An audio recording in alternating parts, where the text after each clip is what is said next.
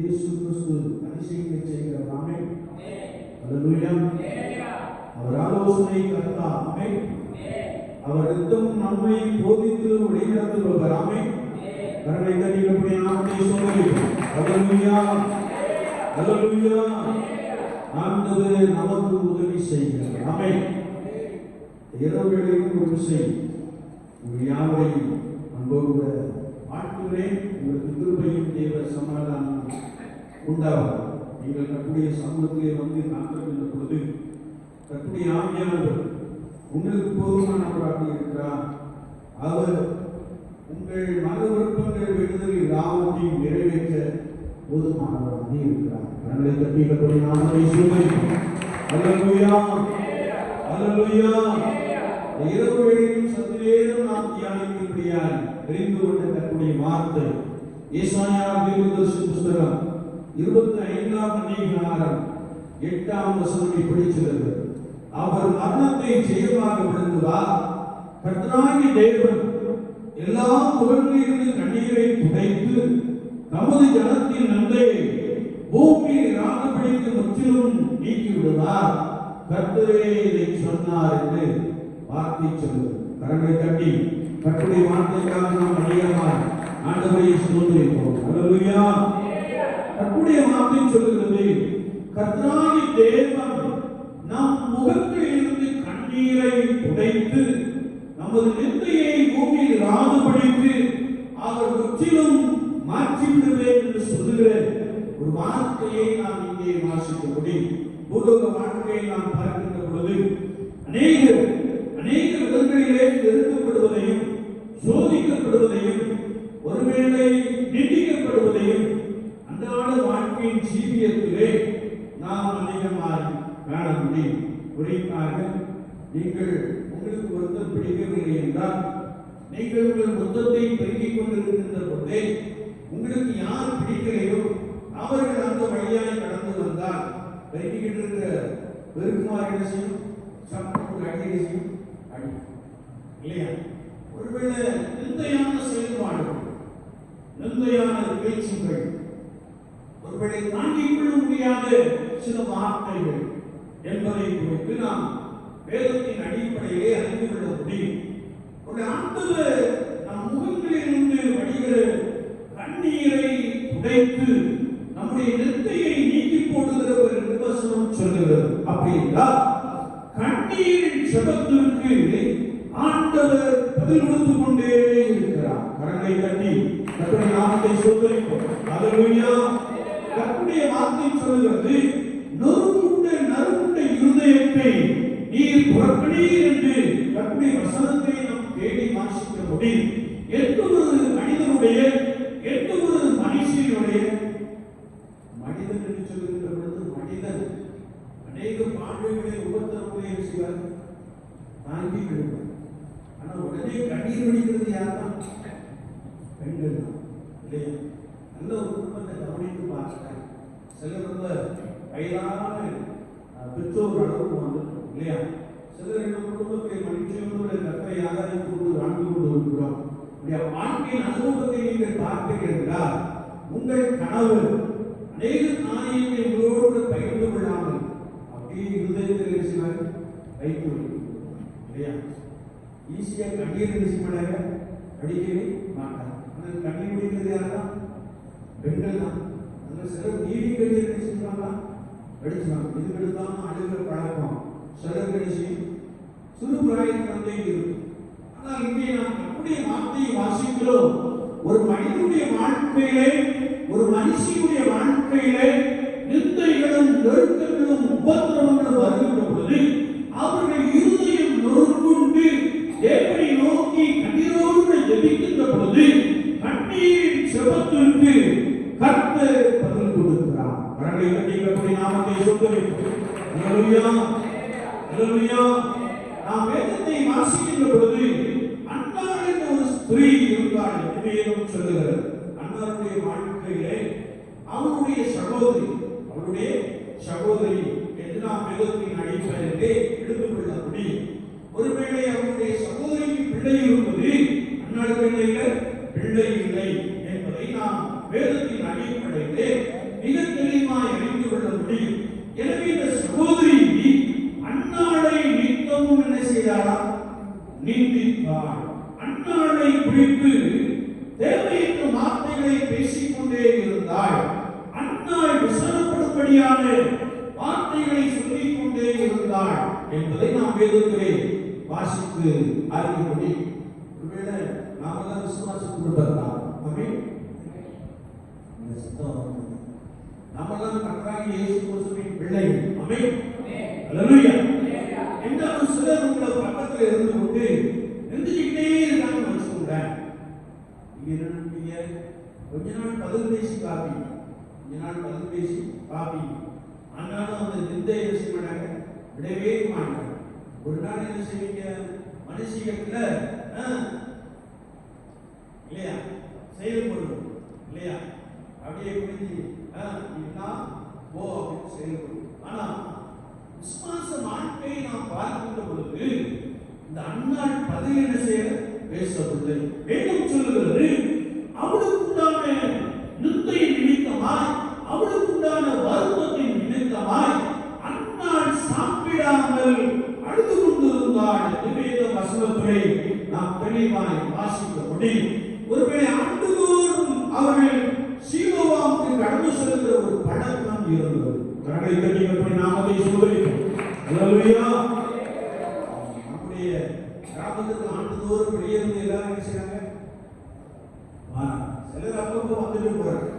ஆனா அநேக குடும்பத்தார் அசன பண்டிகைக்கு தான் என்ன செய்றாங்க? வாராங்க. அசன பண்டிகை ஏற்படுத்தின முன்னோர்களுக்காக ஆண்டவரை ஸ்தோத்திரிக்கிறேன். கரங்களை தட்டி ஆண்டவரை ஸ்தோத்திரிப்போம். ஒருவேளை அந்த அசன பண்டிகை ஒன்று இல்லை என்றால் அவங்க அங்கேயே என்ன செய்வாங்க? அந்த பக்கமே என்ன செய்ய மாட்டாங்க, வரமாட்டாங்க. இதே போல இந்த அன்னாள் ஒருவேளை எல்லாரும் கூட சேர்த்து சொல்கிற ஒரு பழக்கம் இருந்தது. அவர்கள் ஆண்டுதோறும் கர்த்தரை பொழுது கொள்கிற அந்த ஆலயத்துக்கு அவர்கள் கடந்து சென்றிருந்தார்கள். கர்த்தருடைய வசனத்தை நாம் வாசிக்கின்ற பொழுது அன்னாள் கர்த்தருடைய சமூகத்திற்குள்ளே கடந்து சென்று கர்த்தருடைய சமூகத்திலே தன்னை அர்ப்பணித்து கர்த்தருடைய சமூகத்திலே தன்னை தாழ்த்தி அவள் மிகவும் அழுதாள் என்று வார்த்தை சொல்லுகிறது. அல்லேலூயா. உங்களை யாராவது நிந்திச்சாங்கன்னா நீங்க சொல்ல வேண்டிய இடம் எது? கர்த்தருடைய சமூகத்தில் தான் என்ன செய்யணும்? சொல்லணும். நீங்க பதில் பேசிட்டே இருக்காங்க, ஆண்டவர் எழுதிக்கிட்டே இருப்பார். ஆண்டவர் என்ன செய்வார்? எழுதி வச்சுட்டே இருப்பார். ஆண்டவர் ஒரு நாள் நம்ம பதில் என்ன செய்ய மாட்டார், செய்ய மாட்டார். வேதத்தை நாம் வாசிக்கின்ற பொழுது இந்த அன்னாள் ஆண்டவருடைய சமூகத்துக்கு சென்று மிகவும் அழுந்தாள். வேதத்தை நாம் வாசிக்கின்ற பொழுது அவள் தன்னுடைய சமூகத்தை, தன்னுடைய இருதயத்தை, தன்னுடைய பாரத்தை, தன்னுடைய வேதனையை ஊற்றிவிட்டாள் என்று வசனம் நமக்கு தெளிவாய் கற்றுக் கொடுக்கிறது. அப்படி அன்னாள் தன்னுடைய சமூகத்திலே தன்னுடைய இருதயத்தை ஊற்றின பின்பு நாம் கர்த்தருடைய வார்த்தையை வாசிக்கிறோம். நீர் எனக்கு ஒரு ஆண் குழந்தையை கொடுத்தால் நான் அதை உமக்கென்று வளர்த்துடுவேன் என்று சொல்லி பொறுமையோடு கர்த்தருடைய சமூகத்திலே அவள் அழுது ஜெபித்த பொழுது கர்த்தருடைய வார்த்தையை நாம் வாசிக்கிறோம். அதற்கு பின்பு அவள் துக்கமுகமா இருக்கவில்லை. கரங்களை தட்டி போய் நாமத்தை சொல்லிப்போம். அல்லேலூயா. அன்னாளுக்கு ஒரு விசுவாசம் காணப்பட்டது. நான் கர்த்தருடைய சமூகத்திலே என்னுடைய காரியங்களை குறித்து நான் சொல்லிவிட்டேன், என்னுடைய வேதனையை குறித்து நான் சொல்லி அழுது விட்டேன், இனி நான் துக்கமுகமாக இருக்க வேண்டிய அவசியம் இல்லை என்று சொல்லி அவள் கர்த்தருக்குள் தன்னை திடப்படுத்திக் கொண்டாள். ஆமென். அல்லேலூயா. விட ஒரு பொருத்தனையின் ஜெபம், அதை விட மிக ஆழத்தை செய்தால் ஜெபம் பண்ணினாள் என்பதை குறித்து நாம் வேதத்தை வாசிக்கிறோம். ஒருவேளை ஆண்டவர் அவனுடைய விண்ணப்பத்தின் சத்தத்தை கேட்டார். கரங்களை தட்டி போய் நாமத்தை சொல்லிப்போம். அல்லேலூயா. அல்லேலூயா. என்னை கேட்டுக்கொண்டிருக்கிற என் அன்பு சகோதரனே, சகோதரியே, நீ கண்ணீரோடு கர்த்தரை நோக்கி பார்க்கின்ற பொழுது கர்த்தர் உன் விண்ணப்பத்தின் சத்தத்தை கேட்கிறார். அன்னாளின் விண்ணப்பத்தின் சத்தத்தை கேட்டு ஆண்டவர் ஒரு சாமுவேலை கொடுத்தார்.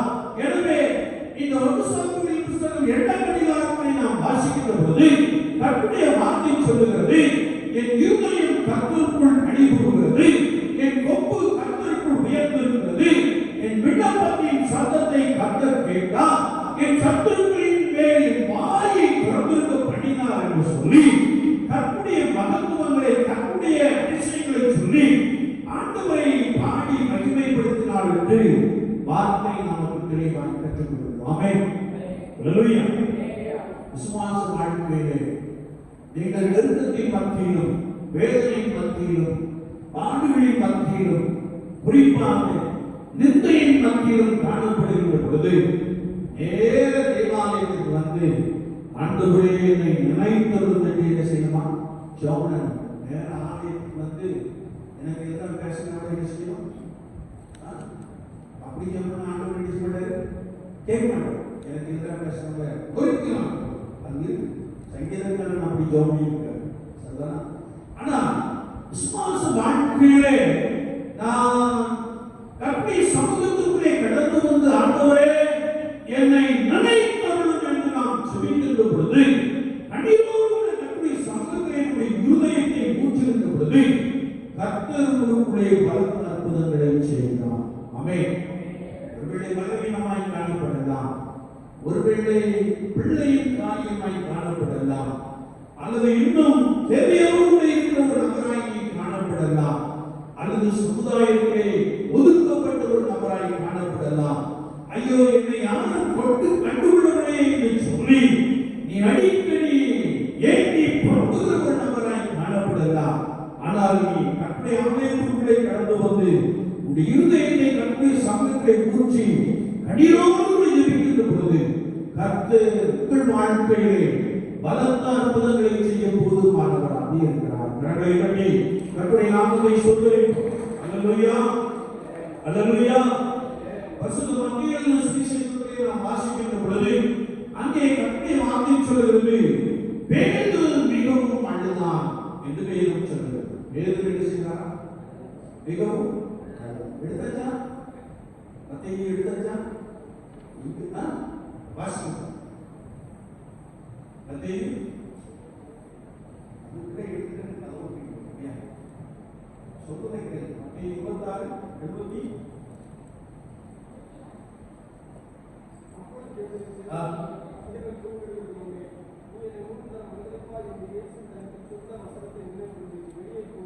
மரணம் கஷ்டம்தான். மத்திய 26:75 மத்திய 26:75 நம்ம மத்திய 1 அதிகாரத்தை திருப்பி வச்சுக்கிட்டு நாங்கள் எழுதிட்டோம் இல்லையா? மத்திய 26:75 இல்லையா? பேதுரு ஆண்டவர் சொன்ன வார்த்தை நினைத்து மனம் கசந்து அழுதான் என்று வசனத்திலே நாம் தெளிவாய் வாசிக்கிறோம். ஏனென்றால் பேதுரு ஆண்டவரை நோக்கி சொல்லும்போது, ஆண்டவரே நீ எங்கே போனாலும் நான் உங்களோடு கூட என்ன செய்வேன்? வருவேன். நான் உமக்காக மரிக்கவும் என்ன செய்வேன்? துணிவேன் என்று சொன்ன வார்த்தைகள் உண்டு. ஆனால் இயேசு கிறிஸ்து பாடுபடும்படியாய் சிலுவையை எடுத்துக் கொண்ட பொழுதோ சீஷர்கள் அவரை என்ன செய்தார்கள்? விலகினார்கள். இல்லையா? பேதுரு மட்டும் கொஞ்சம் கவுந்து என்ன செய்தார்? வைத்தே அங்கு ஒரு பெரிய விசாரணை நடந்துச்சு. அந்த கூடத்திலையும் பேதுருவை என்ன செய்தார்? உட்கார்ந்து இருந்தார். ஆண்டவர் அவரை பார்த்து சொல்லி இருந்தார், சேவல் கூவுவதற்கு முன்னே நீ என்னை முந்துதரும் மறுதலிப்பாய் என்று சொல்லி இருந்தார். ஒருவேளை அவன் அந்த கூட்டத்தின் மத்தியில் இருந்தபோது ஒரு ஸ்திரீயானவள் பேதுருவை பார்த்து, நீயும் அவரோடு கூட இருந்தவன் அல்லவா என்று சொன்ன மாத்திரத்திலே பேதுரு என்ன செய்தார்? மறுதலித்து விட்டார். அம்மா அண்ணன் நீங்க அம்மா அண்ணன் இல்லையா? பேதுரு என்ன செய்தார்? மறுதலித்து விட்டார். இல்லையா? எனக்கு அவரை தெரியும் என்று சொல்லிவிட்டார். இன்னொரு விஷயம், பேதுருவை நோக்கி கேட்கப்படுது, அவரை எனக்கு தெரியவே தெரியாது. அது மாத்திரமல்ல, மூன்றாம் விஷயம் கேட்கப்படுது, அவன் சபிக்கவும் சத்தியம் பண்ணவும் தொடங்கினான் என்பதை நாம் வேதத்திலே வாசிக்க முடியும். ஒருவேளை இயேசு கிறிஸ்துவோடு விழுந்த சீஷர்கள் அநேகர் உண்டு. ஆனால் இந்த பேதுரு கடைசி மட்டும் சென்றவன். இயேசு கிறிஸ்து செய்த பலவிதமான அற்புதங்களையும் அதிசயங்களையும் கண்டவன். இயேசு உலகத்தின் பாவத்தை சுமந்து தீர்க்கும்படியாய் சிலுவையை எடுத்துக் கொண்ட பொழுது, பாடுபட்ட பொழுது அவன் தெரியாது என்று சொன்னார். வேதத்தை நாம் வாசிக்கின்ற பொழுது 3ஆம் திசையை சென்ற பொழுது சேவர்களை செஞ்சிட்டான் இல்லையா? நீங்க தான் கோழி குவிச்சுவீங்க, கோழி ஒன்றான் சேவல் தான் இல்லையா?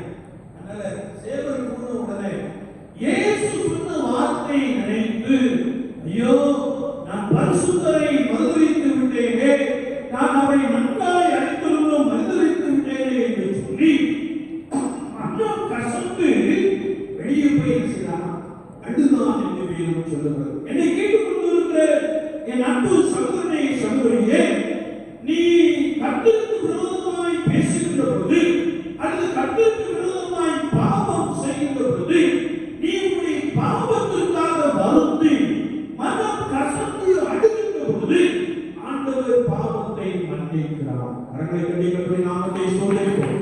அல்லேலூயா. அவர் மன்னிக்கிறதை தைரியப்படுத்துவர் என்று வேதம் சொல்லுகிறது. ஒருவேளை பேதுருடைய சாப்டர் இதோட முடிஞ்சு போச்சு நிறைய நினைச்சிருக்கிறது. ஆனா அவன் தன்னுடைய தவறுக்காக மனம் கசந்து அழுத போது ஆண்டவர் அவனை என்ன செய்தார்?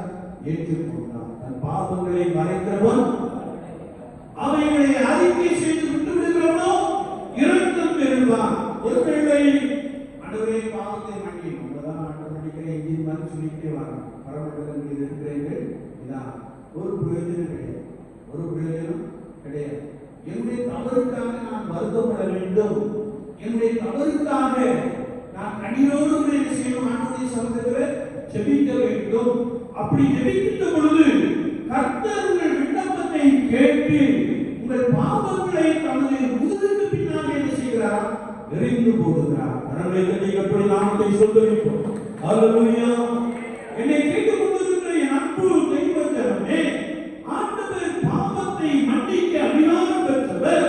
அவரிடத்திலே நான் சென்று என்னை தவறுக்காக மனம் வருந்தி மனம் கசந்து அழுது நாம் ஜெபிக்கின்ற பொழுது கர்த்தர் நம்மை மன்னித்து ஒரு பயனுள்ள பாத்திரமாக நம்மை உருவாக்கும் போதுமானவராக இருக்கிறார். ஆமென். அல்லேலூயா. பேதுருவை நாம் பார்க்கின்ற பொழுது பேதுருவை ஆண்டவர் வல்லமையாய் எடுத்து பயன்படுத்தினார். பேதுரு பரிசுத்த ஆவியின் வல்லமையினாலே நிரப்பப்பட்டிருந்தார். கர்த்தருடைய வசனத்தை நாம் தேடி வாசிக்கின்ற பொழுது பேதுரு நடந்து செல்கின்ற இடமெல்லாம் யானியஸ்வரை வைத்திருந்தார்கள். பேதுருவின் எழுப்பட்டு அநேகர் என்ன செய்தார்களா? சுகம் பெற்றார். பேதுருவுடைய ருமால் என்று அதை கொண்டு போய் போட்டு நிறைய பேர் என்ன செய்தாங்க? சுகம் பெற்றார்கள் என்று நாம் வேதத்தில் வெளிமாய் வாசிக்க முடியும். அப்படி என்றால் நான் கர்த்தரிடத்திலே எனது தவறுக்காக எனது பாவத்திற்காக மனம் கசந்து அழுது நாம் ஜெபிக்கின்ற பொழுது கர்த்தர் நம்மை மன்னித்து ஏற்றுக்கொள்கிறார். ஒரு புதிய பாத்திரமாக, ஒரு புதிய மனுஷனாக, ஒரு புதிய மனுஷியாக நம்மை அணைத்து விடுகிறார். நான் கர்த்தருக்கே ஒரு பாண்டமாக காணப்படுகிறோம். கர்த்தர் நம்மை வல்லமையாக இருந்து பயன்படுத்த போதுமானவராக இருக்கிறார். கரங்களை தட்டி கர்த்தருடைய நாமத்தை ஸ்தோத்திரிப்போம். அல்லேலூயா. அல்லேலூயா. என்னை கேட்டுக் கொண்டிருக்கிற என் அன்பு சகோதரனே சகோதரியே, தேவன் எல்லா முகங்களிலும் கண்ணீரை துடைக்கிறவர் என்று வசனம் சொல்கிறது. எல்லா முகங்களிலும் கண்ணீரை துடைக்கிறவர் யார்? கர்த்தராகிய இயேசு கிறிஸ்துவை நோக்கி அவரை நினைத்து அழுது ஜெபிக்கின்ற பொழுது ஆண்டவர் கண்ணீரை துடைக்கிறார். இயேசு கிறிஸ்து உங்களுடைய வந்த அற்புதங்களை செய்கிறார். இயேசு கிறிஸ்து உங்களுக்குண்டான நிந்தைகளை, அவமானங்களை நீக்கி போடுகிறார்.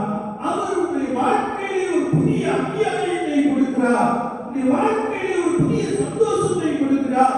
அவர் உங்களுடைய வாழ்க்கையிலே பலத்த அற்புதங்களை செய்து உங்களை கழிவுறப்பட்ட போதுமானவராக இருக்கிறார். ஆமென். அல்லேலூயா. எனவே நாம் கண்ணீரோடு கூட கர்த்தரை நோக்கி பார்ப்போம். அன்னாள் மிகவும் அழுதார். அன்னாள் மிகவும் அழுதார். ஒருவேளை பேதுரு மனம் கசந்து அழுதார். ஆண்டவர் அன்னாளுக்கு சாமுவேலை மாத்திரமல்ல, இன்னும் குழந்தைகளை கொடுத்து செய்தார், ஆசீர்வதித்தார். அது மாத்திரமல்ல, பேதுருவை அவர் மறுபடியும் தன்னிடமாய் ஏற்றுக்கொண்டு ஒரு வல்லமையான ஒரு அப்போஸ்தலனாக எடுத்து பயன்படுத்தினார். பேதுருவை கொண்டு ஆண்டவர் கட்டளை சபைகளை ஏற்படுத்தினார். விசுவாச வாழ்க்கையிலே நாம் கண்ணீரோடு கர்த்தரை நோக்கி பார்க்கின்ற பொழுது அவர்களுடைய ஆராய்ந்து முடியாத பெரிய காரியங்களை எண்ணி முடியாத அதிசயங்களையும் செய்ய போதுமானவராக இருக்கிறார். விசுவாச வாழ்க்கையிலே நாம் நம்முடைய தேவைக்காக ஒருவேளை நீங்கள் நிந்திக்கப்படுவீர்கள் என்றால், பிறரால் அவமானப்படுத்தப்படுவீர்கள் என்றால், கர்த்தரை நோக்கி ஜெபியுங்கள். ஆண்டவரே என்னை நினைத்தருளும், ஆண்டவரே என்னை நினைத்தருளும் என்று ஜெபியுங்கள். கர்த்தர் உங்கள் நடுவிலே அற்புதமாயிரும், உங்களுக்குள்ளே பலத்த கிரியைகளை நடப்பித்து அவர்களை ஆசீர்வதித்து வழிநடத்த போதுமானவராக இருக்கிறார். ஆண்டவர் தாமே இந்த வார்த்தைகளை கொண்டு உங்களை பலப்படுத்துவாராக, உங்களை ஸ்திரப்படுத்துவாராக, உங்கள் இருதயம் கர்த்தருக்குள் கழிகூறும்படியான ஒரு பெரிய அற்புதங்களை செய்து உங்களை மகிழச் செய்வாராக. இது மாத்திரமல்ல, உங்கள் நிந்தைகள் அவமானங்கள் எல்லாவற்றையும் அவர் நீக்கி போட்டு உங்களுடைய வாழ்க்கையிலே ஒரு பெரிய அதிசயங்களை செய்து உங்களை வளமாய் வழிநடத்துவாராக. ஆண்டவர் அப்படிப்பட்ட கிருபை நமக்குள்ளே நிறைவாய் கொடுப்பாராக. ஆமென், ஆமென்.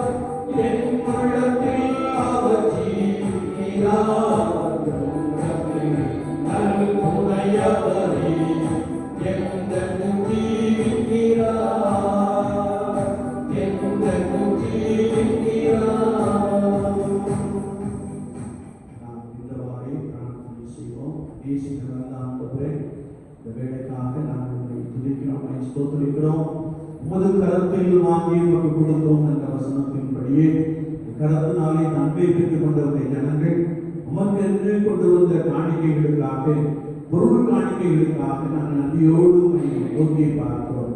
உற்சாகமாய் கொடுக்கிறவரிடத்தில் தேவன் பிரியமாக இருக்கிறார் என்ற வசனத்தின்படியே ஆண்டவரே உமக்கு உற்சாகமாய் கொடுக்கிற இந்த ஜனங்கள் மீது பிரியம் வைத்து ஆண்டவரே நூறுத்தனையான நன்மைகளினாலே நிரப்பும்படியாக நாங்கள் வேண்டில் இருக்கிறோம். பிரசன்னம் இவர்களை பலப்படுத்தட்டும். எங்களையே அர்ப்பணிக்கும் முகமா நாங்கள் படைத்த காணிக்கைகளை ஆண்டவர் ஏற்றுக்கொள்வீராக. இயேசு கிறிஸ்துவின் நாமத்தில் ஜெபம் கேளும் பரிசுத்த பிதாவே ஆமென்.